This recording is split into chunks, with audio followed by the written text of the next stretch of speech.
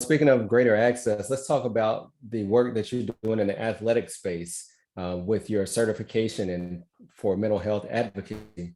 Talk about your 2-day athletic certification that you have. I went and worked at the hospital as an athlete, right? Because I knew how to be a team member and, and a leader and different things like that. And I learned, probably kind of quickly that most of the people that didn't play sports to that capacity, they didn't really understand what I was. I mean, I would be told that I was too assertive or whatever else. And really, I think that's, the rolling of the tides of an athlete. So one thing I noticed when we opened the clinic, well, we have an athletic advisory board now with the company. But one thing I noticed was, athletes would come in or they would want to talk to somebody, and I could talk to them just fine because I was an athlete. But I noticed that some therapists would be like, well, that's probably your anxiety from childhood. And I'm like, no, like, so, so one of the pieces was, I got ejected a few times out of games. What sport? What sport? Softball. And I played softball was my primary, but softball and basketball were the ones where I would get ejected from something. I got you. But they said, well, it was probably your anxiety. I was like, it had nothing to do with my anxiety. And, looking back on it, I said, it was because I was so driven, nothing could get in my way. Right. And then I didn't care what they were saying to me. Like, I just kept back talking because I wanted to win. Right. And I didn't know how to regulate that per se. So, so we created the athletic certification so athletes would know how to speak to other athletes. Because, athletes really, from what I've learned, and this is my personal opinion, but I think athletes and first responders and military are trained in a very similar capacity. We're taught to speak to people in very direct bullet point. Right. Here's your goals. We're very short-term and long-term goal, from that angle. And, and a lot of people in the civilian world can see that as being rude. So like when I come in the mornings, I'm like, hey, you got this room, this room, this room, this room, kind of thing. I don't come in the mornings and say, hey, Derrick, how are you today?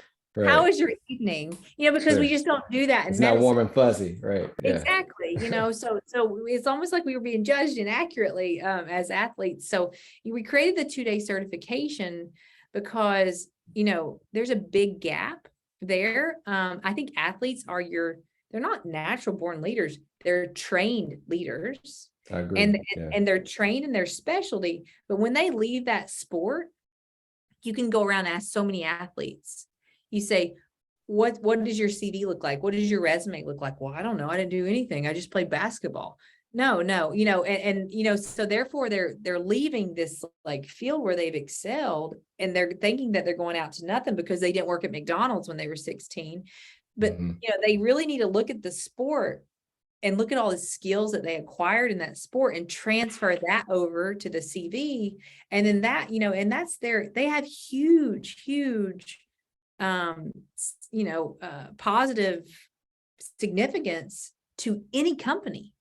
Like, you have to think about it. I had one of the therapists say, well, yeah, because sports are just chaos. And I'm like, no, they're not chaos. They're very fluid. It may look like chaos if you don't understand it, but it's actually a very fluid art and you have to change. Your plays are changing every 15 seconds, which, that makes an athlete a huge win. Adaptable. Yeah.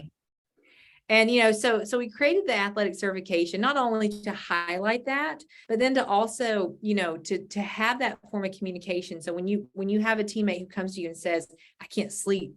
Okay, well, are they not sleeping because they're drinking too much? Are they not sleeping because it's anxiety? Are they not sleeping? I mean, who knows why, right? But we created it to really help athletes and leaders in the athletic sector to understand how to speak to other athletes. And then when is it time to call in greater experts?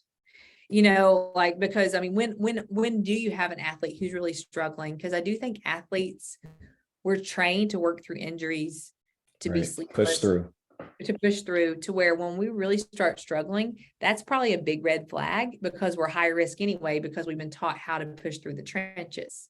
So, and that's one thing, we've learned with athletes, individual sports, their suicide rates are higher, than team sports. And in team sports, it seems that teammates go to each other more so than they go to their coaches.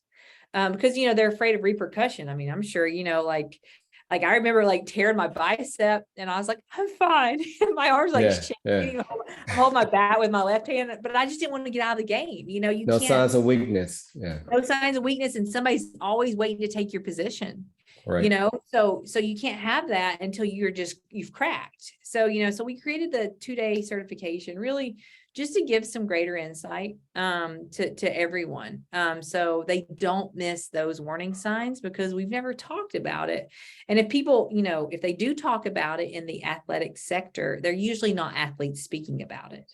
So Correct. that was one thing, we've trained our athletic board to where they can actually go out and help to educate with the 2-day certification as well. And two, it's something to where if you're an athlete and you want to put something on your resume, hey, look, I've got my mental health certification through Revitalist.